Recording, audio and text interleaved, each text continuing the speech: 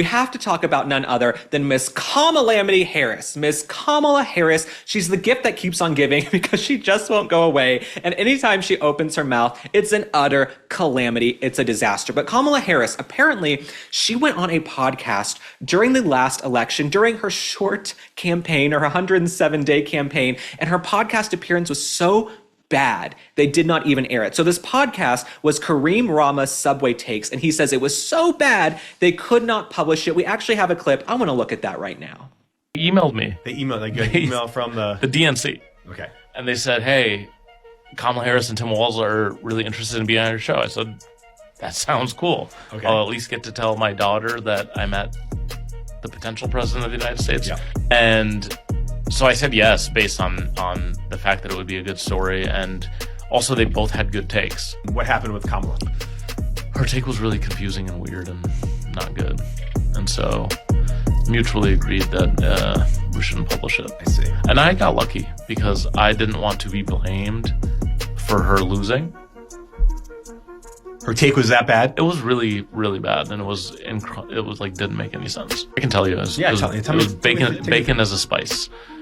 Bacon as a spice. Bacon as a spice.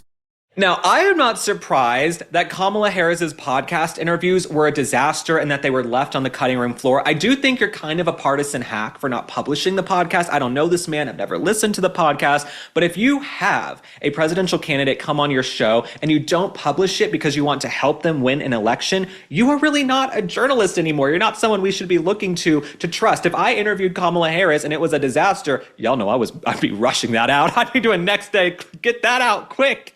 No, if you have Kamala on your show and it's a disaster and you don't release it, you're just a partisan hack. You're trying to affect the outcome of the election, and it still didn't work. You know, Kamala, she didn't go on Joe Rogan. The only big podcast she seemed to do was Alex Cooper's Call Her Daddy, which didn't move the needle because she was preaching to the choir that A, either wasn't going to turn out and vote anyway, or B, was already going to vote, right? There aren't a lot of Trump supporters listening to Call Her Daddy at this point because all she does is talk about her nether regions and how you need to be able to get an abortion on a street corner. That's what Alex Cooper and Call Her Daddy is all about. So Kamala was preaching to the choir.